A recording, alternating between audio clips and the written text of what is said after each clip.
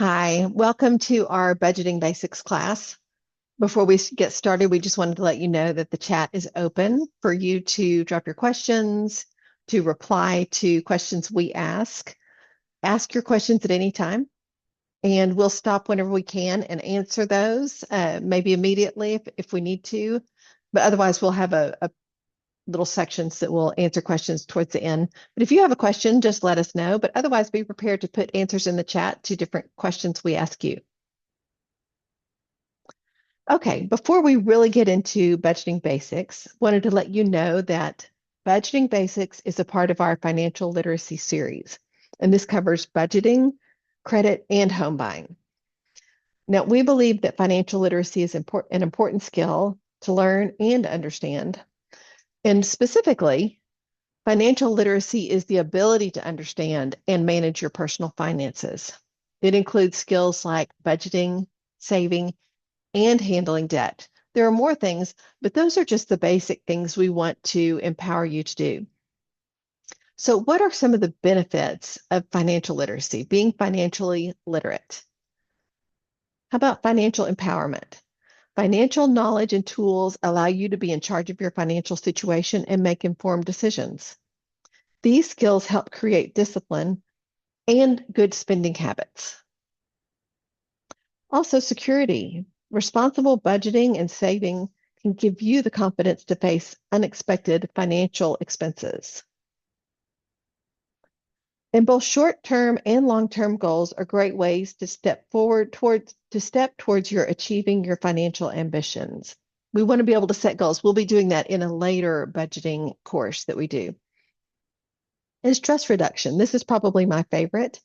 Money can be and usually is a cause of anxiety and stress, but having financial skills help ease that stress and give you confidence in your decisions.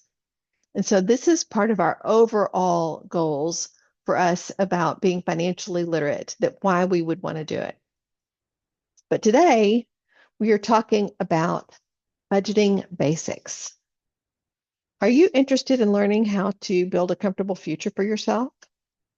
Creating a budget and sticking to it is one of the best tools for achieving your financial goals. Today, we're going to learn the value of a budget, and before you know it, you'll be on your way to making smart decisions with your money by having a budget. Okay, so let's talk about our specific goals for today. We want to learn to identify key components of a budget, become familiar with budgeting structure, identify the difference between fixed, variable, and necessary and desired spending categories, and identify between wants and needs. So, what exactly is budgeting? It is a way of managing and allocating limited resources, such as time, energy, and money, to meet one's needs and achieve goals. So we budget lots of things. We don't just budget money, we budget time and energy and effort. But today we're going to be talking about money specifically, but budgeting is just a managing and allocating of resources. So let's stop for a moment and talk about how you think being organized and having a working budget can help you make better decisions and achieve what's important to you. This is a great question. Your why is an important part of being able to accomplish your budget. So when you think about this, if you can think of something now, go ahead and put something in the chat of how you think this will help you to learn how to budget better. Let's talk about a few general whys. Why generally people will want to budget. First one is gaining control of your money. A budget helps you see where every dollar is going, which is the first step toward making intentional financial decisions. It provides a spending plan, allowing you to proactively allocate your funds to cover bills, savings, and investments, rather than reacting to a dwindling bank account. Worrying about how to pay bills and handle unexpected expenses can disrupt sleep and cause anxiety. Budgeting helps you prepare for the unexpected by building an emergency fund, which provides peace of mind and less financial uncertainty. Definitely want to reduce your stress. And also, we want you to be able to prepare for emergencies. This is a good reason to create a budget. Life is full of unexpected events, such as car repairs and health issues. By making a savings for emergencies a mandatory part of your budget, you can handle these surprises without derailing your finances and falling into debt. Another great why is to eliminate and avoid debt. You can use your budget to track expenses and cut unnecessary spending, and this frees up money to put towards your debt repayment. It also helps prevent future debt by ensuring you don't spend more than you have, and so you aren't forced to borrow money to cover costs. Another thing you want to do, or might be your why, is to save for your goals. This may be why you're here today. A budget can serve as a roadmap for achieving both short-term goals, like buying new furniture, or long-term goals, like buying a home. By setting aside money for specific purposes, you make saving a priority rather than an afterthought. A budget can also reveal and change your bad spending habits. This is kind of one of the best uh, whys to get of knowing where your money's going. Many people are surprised to learn that how much money they spend on discretionary or non-essential items like takeout or entertainment. By tracking your expenses, a budget sheds light on wasteful spending habits. And this allows you to make conscientious choices and reallocate money towards bigger goals. And your why might be building financial discipline. Discipline can come across as a not so popular word, but regularly tracking your finances and holding yourself accountable to your spending plan builds discipline and healthier money habits. This consistency, even with small amounts, is key to developing financial responsibility and control. And certainly not least of whys is to improve relationships. Having to share a budget with a partner can reduce arguments and misunderstandings about money and by bringing financial issues out in the open and fostering mutual accountability. To discuss it, to share it, and to make clear what both of your goals are is an important part of the budgeting process. I just want you to know this is hard. It can be overwhelming. When I was writing this material, which I also found difficult, there's the desire to get to Instagram. But wait, this hard thing is worth your effort. You have the ability to do this. You may be able to do this in small steps. You may want to take smaller steps, but let me encourage you, do the hard thing and tackle your budget because every single person should know what their income is, what their expenses are, and how they need to make adjustments. This hard thing is worth your effort and you can do it. So let's get started.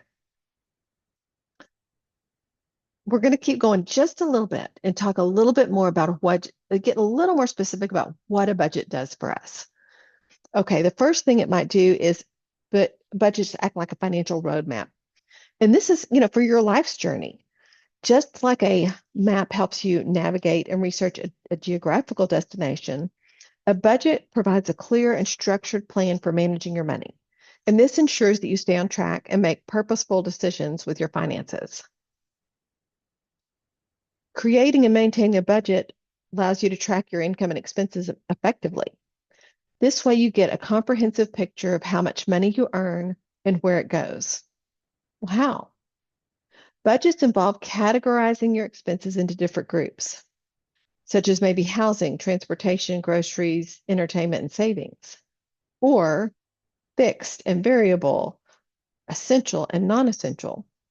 Categorization helps you see how much money you allocate to each area of your life. Budgeting reveals your spending patterns and habits. You might notice that you're spending more on non-essential items or areas that don't align with your financial goals. Budgeting requires discipline and self-control, but don't let that scare you.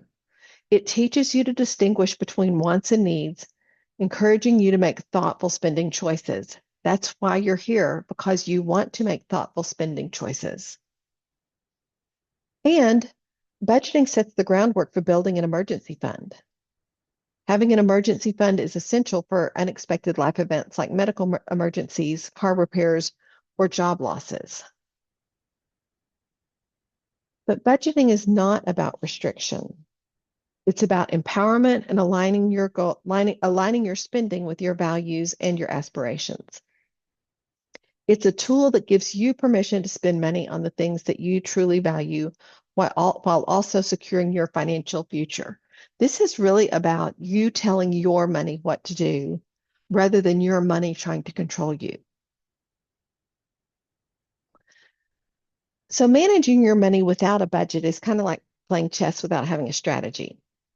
If you don't know what the pieces are or what they do or how to move them, it's hard to win a game.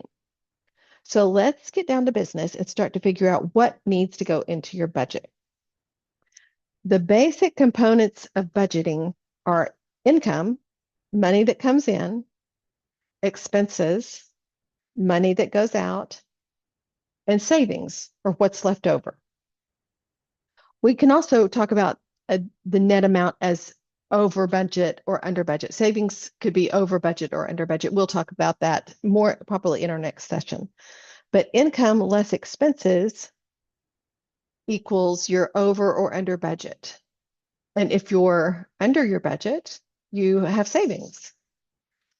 So let's start first with income. Knowing how much money is coming in helps you figure out how much money you need to set aside for immediate needs and how much you can set aside for savings. Money is anything you get during the month.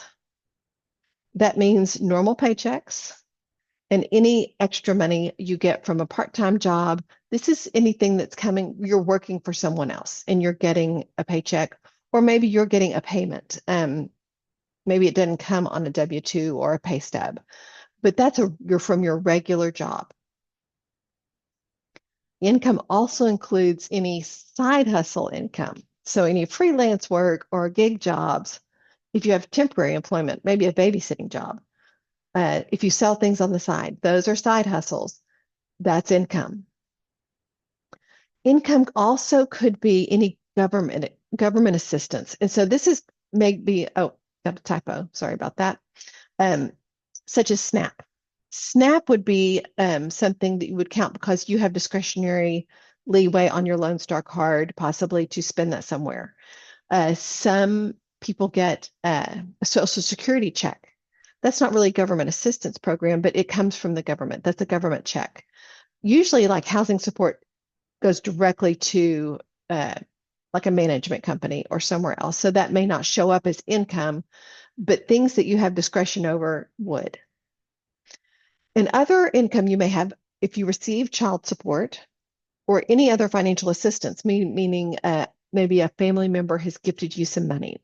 You've received an inheritance of a small amount or a large amount, or somebody is just helping you out a little bit during a rough time. So that's part of your income. But before we move on to expenses, let's talk a little bit about the paycheck.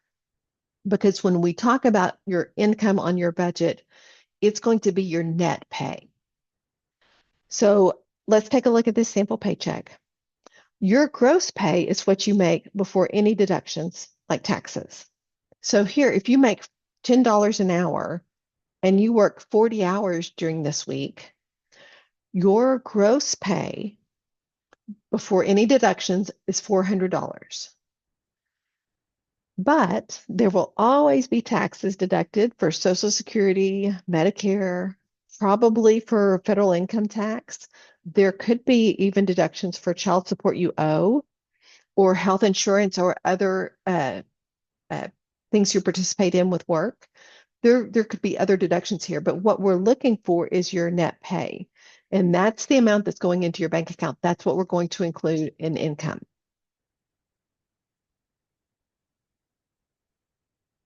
Oh, before we go back, let's any questions on income before we move on? Okay, let's talk about expenses.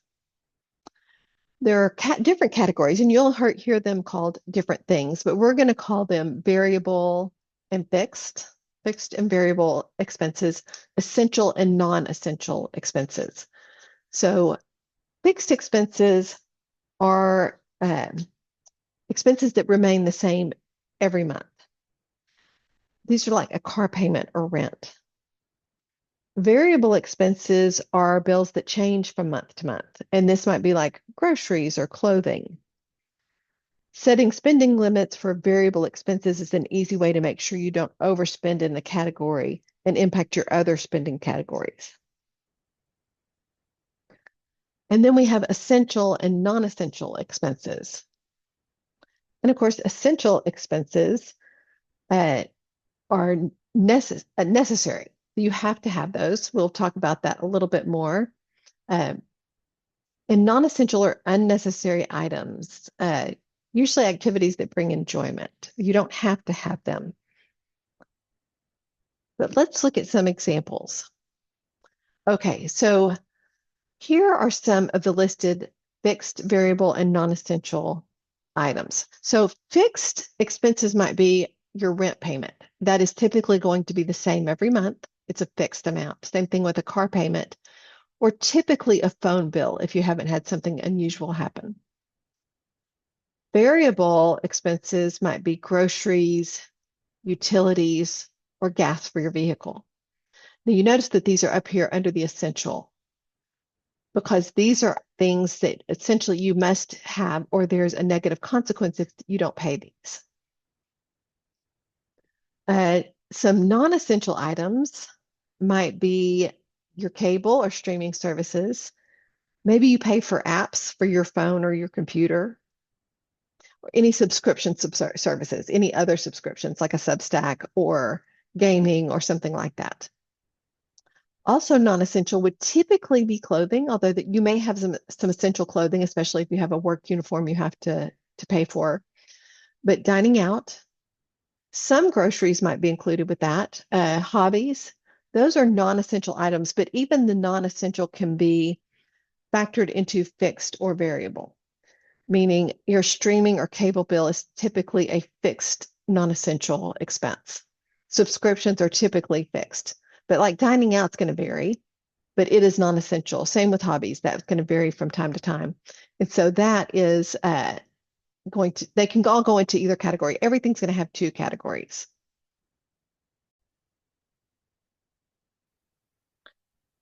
All right, let's go through some of these and it's your turn. Let's see what you think these are. Are they fixed or variable? And would you consider them essential? So as we go through these, put an F or a V in the chat for fixed or variable and add an E if you think it's essential. So let's start with streaming services. Do you think that is an essential item? Actually, let's cover fixed or variable. Is that going to be fixed or variable? And do you think that's essential?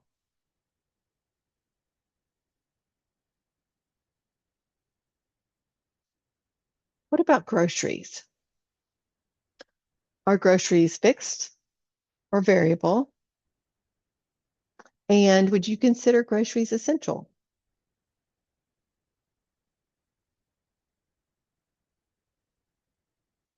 All right, let's try fast food since we've just talked about groceries. Fixed or variable?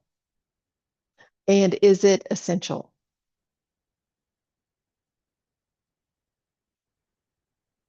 What about your phone bill?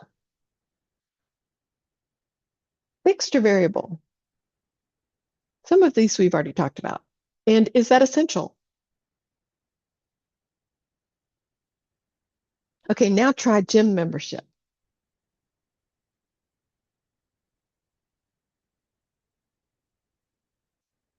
What about your internet bill?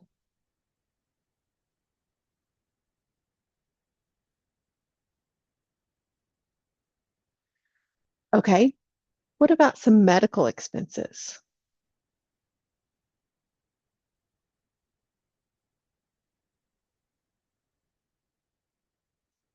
Rent? What do you think? I thought I already gave you a hint on the last slide. And car repairs. Last but not least, car repairs.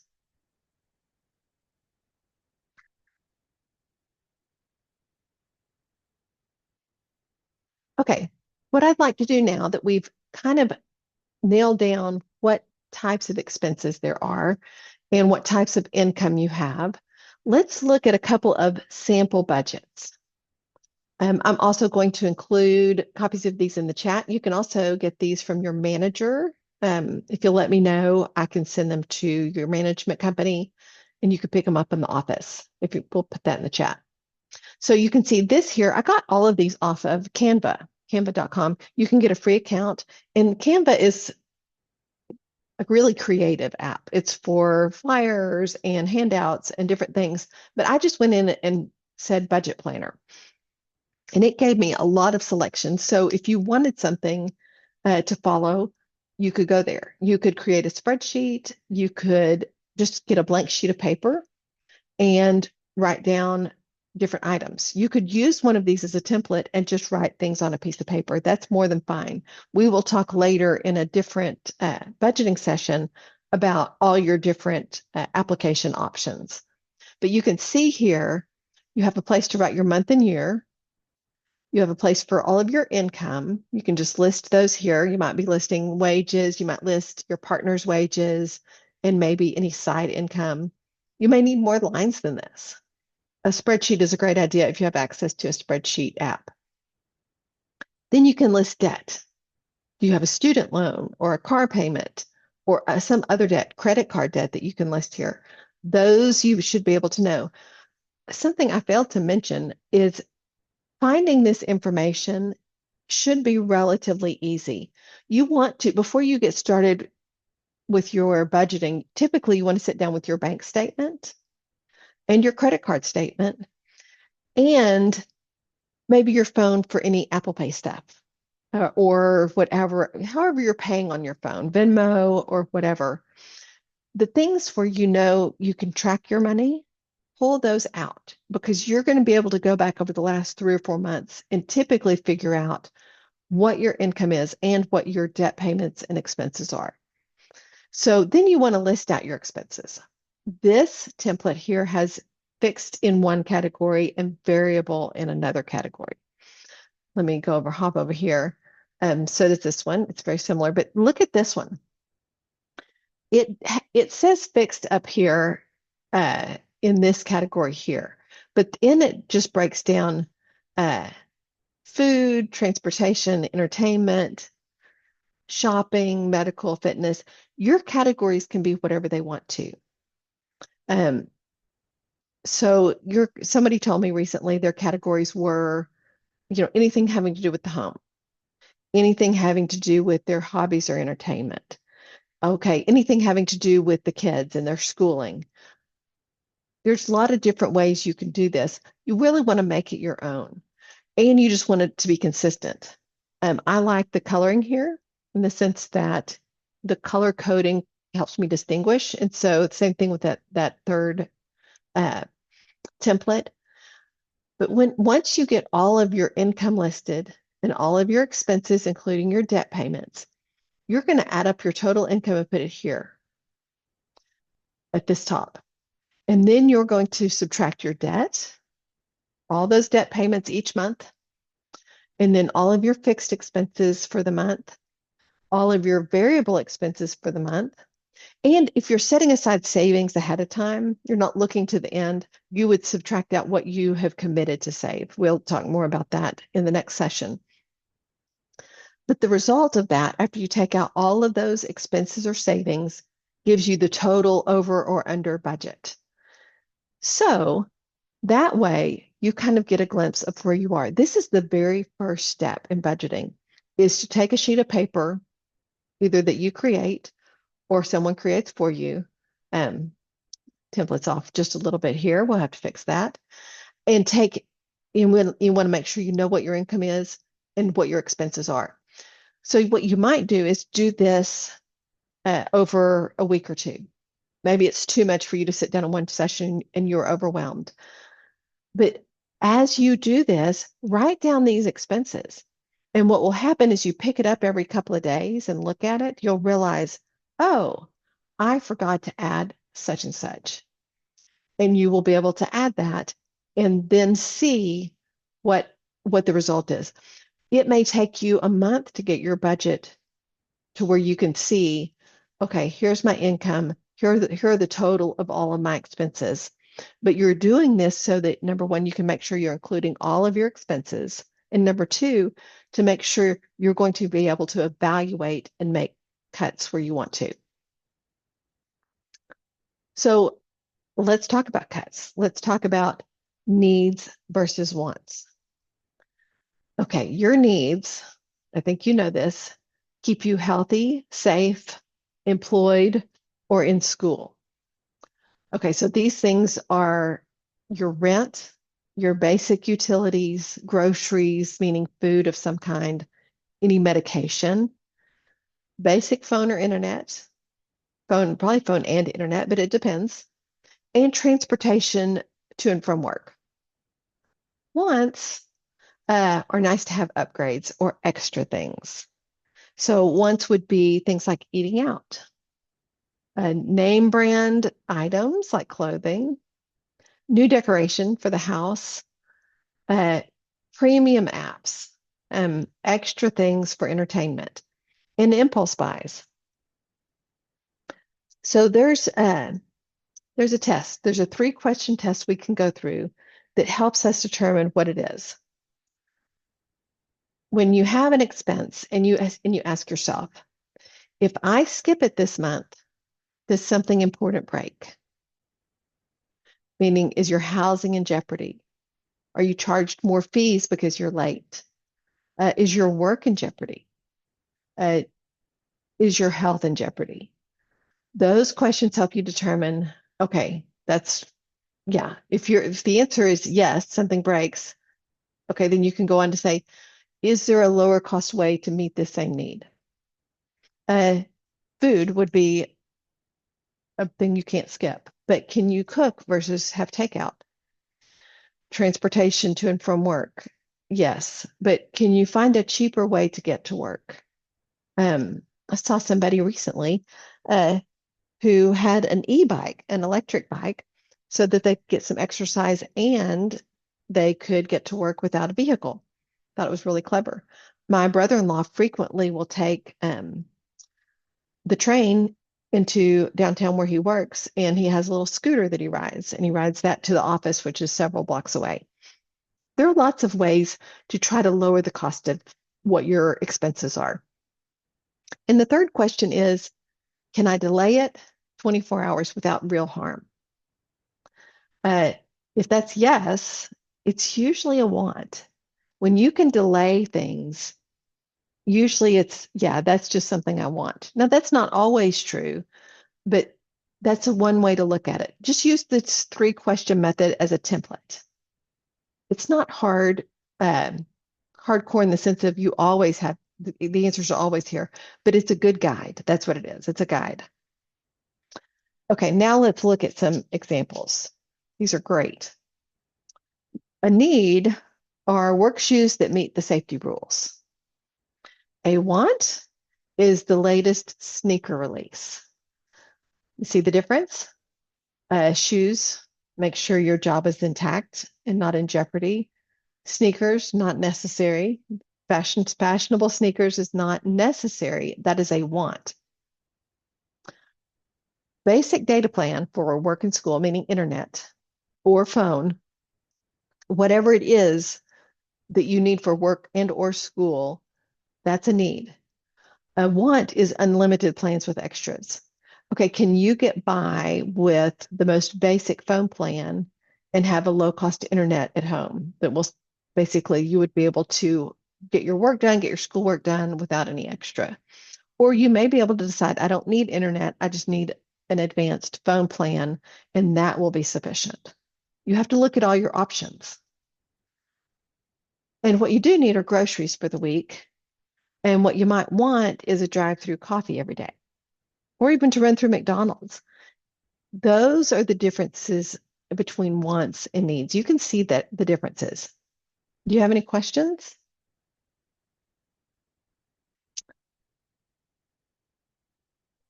Typically, you're going to give needs first claim on your income. Those get scheduled first. Um, you might use a 24-hour pause for your wants so that you remove that impulse item uh, and you put it on a wish list. I used to keep a wish list. I need to start doing that again. I'm trying not to spend money right now, but a wish list is a great way to sit on things before you have an impulse to spend money on them.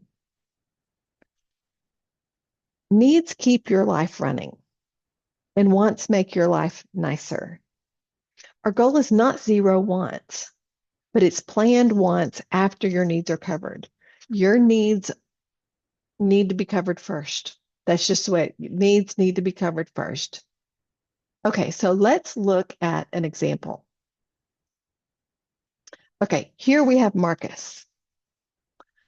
Marcus, in his early 30s, he has a gross annual income of $63,000, which is, I think, a lot for a fashion writer for a magazine. I don't know. It tells us his tax rate. It's 22%. And so it also tells us that his debt payments are a student loan for $250 a month and credit card payments of $100 a month because he had to have his car repaired. He has living expenses of $1,500 in rent. He has utilities, internet and phone are $125. His groceries are $200, and his basic health insurance is $150. So he has transportation. His grandmother gave him a car. Lucky Marcus. He has to pay for insurance, so he covers his insurance and his gas every month. Now, for entertainment and travel, he spends $350 a month on eating out with his coworkers. He spends $300 a month to attend industry events. I'm not really sure what that means, but it says entertainment and travel, so I'm going to go with entertainment. But he's not home much, so he doesn't pay for TV services. Now, Marcus likes to dress well, and he spends $400 a month on new clothes and shoes and $60 a month on haircut. Now, he doesn't have to pay for gym because his office provides that. So, what adjustments could Marcus make to this budget to help build his emergency fund?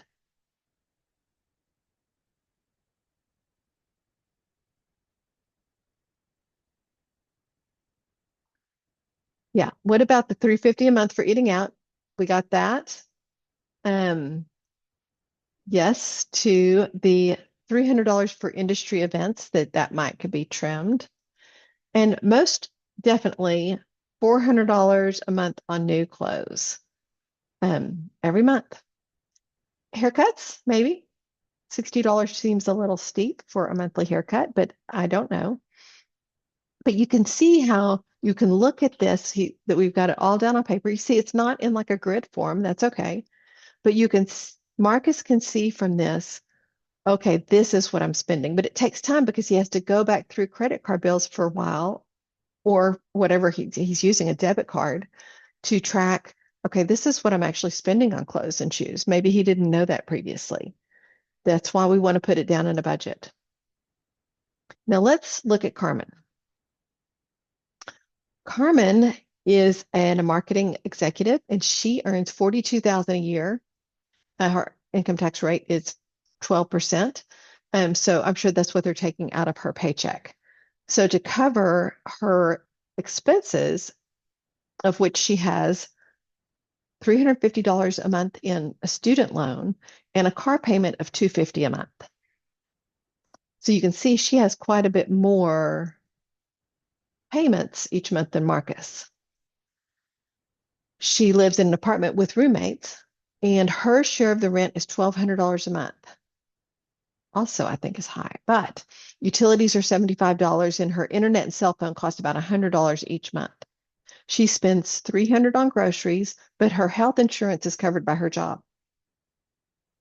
So Carmen pays $120 per month on car insurance and $150 for gas. And sometimes she needs repairs, so she budgets $300 annually each month in case of car repairs, which is so smart. So Carmen spends $200 a month on entertainment and pays $20 for TV services.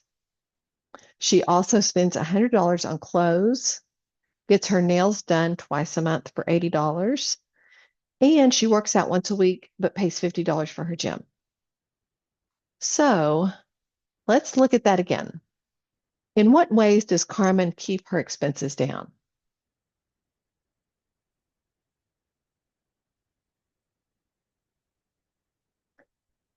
And Carmen's short-term goal is to save for a vacation in 6 months. What adjustments do you see that she could make so she can save up for her trip?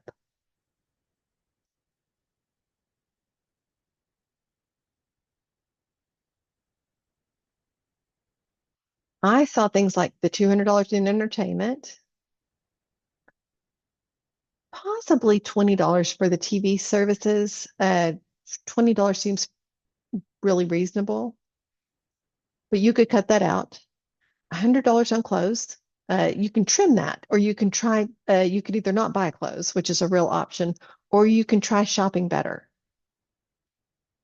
$80 a month? Nope.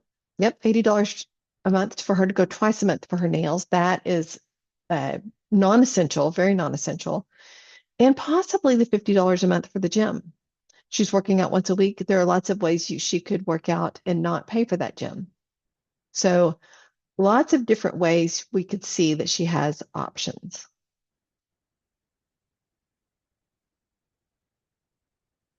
Okay, so let me ask you some questions. In budgeting, which of the following is a primary benefit of categorizing expenses as fixed or variable? So we want to know, what's the benefit of categorizing as fixed or variable? A, it helps determine the total income. B, it allows for accurate forecasting of future expenses. C, it reduces the need for budget adjustments. Or D, it ensures equal allocation of funds. Okay, so let's look. A, does categorizing expenses help determine what your total income is? No. Um, let's look at B. It allows for accurate forecasting of future expenses. Well, that sounds right. So let's keep going. C, it reduces the need for budget adjustments. Well, I don't think so, because you're always going to have the need for budget adjustments, even if you don't categorize. Whether or not you categorize, you're always going to have to adjust your budget. And D, it ensures for equal allocation of funds. No, we're not trying to equally allocate all of the funds. We're trying to determine what the expenses actually are. So yes, B, it allows for accurate forecasting of future expenses. Next question. How can understanding fixed and variable expenses help with budgeting? A, it allows for accurate forecasting of income. B, it eliminates the need for periodic budget reviews. C, it determines the total budget amount. And D, it helps prioritize spending and cost controls. Okay, so we're just trying to understand how fixed and variable expenses help with your budgeting, how categorizing them helps. Again, number A, it doesn't help us with forecasting income. We've determined that with our last question. Does it eliminate the need for budget reviews? No. You're always going to need to review your budget because it always needs adjusting. C, it determines the total budget amount? No, it doesn't. Your total of all of your expenses determines your budget amount. Or D, it helps prioritize spending and cost controls. Yes, categorizing these will help you prioritize your spending and cost controls. Okay, so which type of expense is more easily controlled by adjusting spending habits? Fixed expenses, variable expenses, both are equally controllable, or neither can be controlled. Okay, so which type of expense is more easily controlled by adjusting your habits? Okay, fixed, we've already discussed. It's hard to change the cost of a fixed expense. It's not impossible, but these are things that are usually set, so it's not fixed. A variable expenses, yes, can be adjusted to your spending habits. That's one of the beauties. C, both are equally controllable. No, they are not both equally controllable. And neither can be controlled. No, that's incorrect. A variable expense can be controlled, so you can remove that.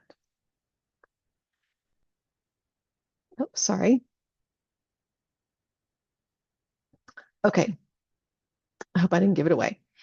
When creating a personal budget, which type of expense should be prioritized for savings and emergency funds? Okay, fixed expenses.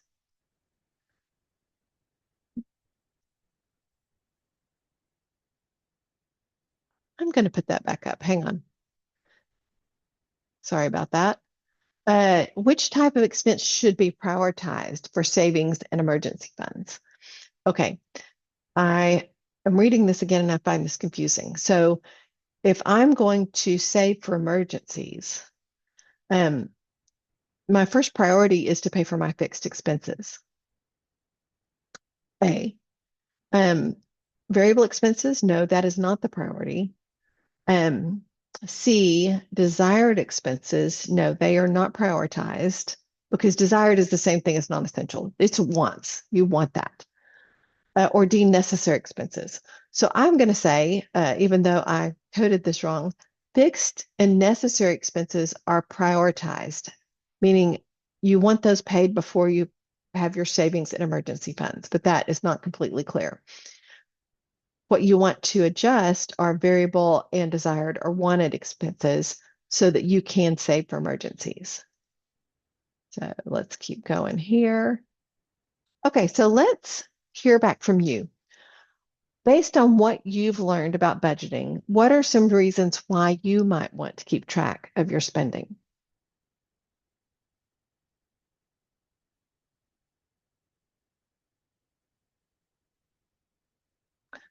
Great. Glad to hear those answers. And want to encourage you, you really can do this. Take a baby step at a time. Start small, but keep working on it. Go back to the budget. Every time you do it, you will feel better and more accomplished. We want you to have success in this. So know that we will be doing more classes talking about different methodologies for how to budget and different applications to use, how to set goals and what goals might be important to set. But in the meantime, just get started. Get a piece of paper and start. That is the first and hardest step. Thanks for coming and have a great day.